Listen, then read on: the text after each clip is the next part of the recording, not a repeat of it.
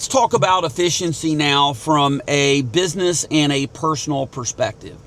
See, the reality is, as a business owner, is the world or culture would tell us that we need to have balance, which would require us to very cleanly and specifically segregate our personal and our business life.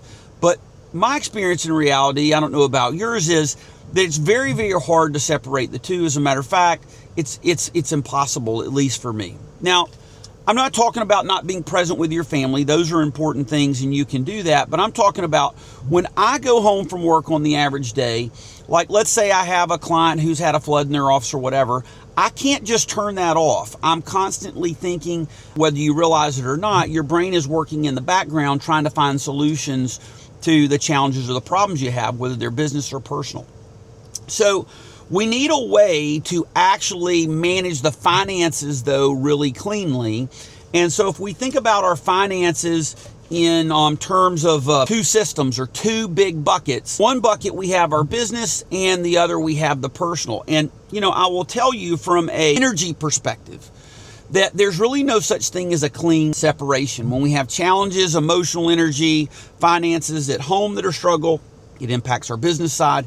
And on the business side of things, when we have challenges, money's tight, cash flow's tight, it affects the personal side.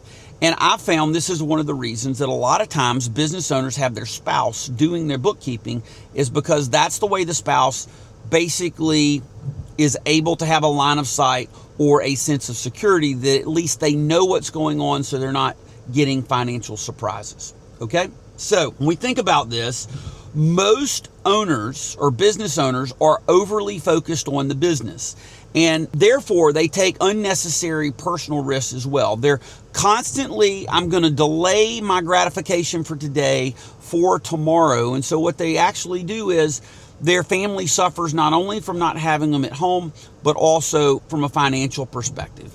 And this can create really, really big issues for us on the home front, especially with marriage and relationships with our kids.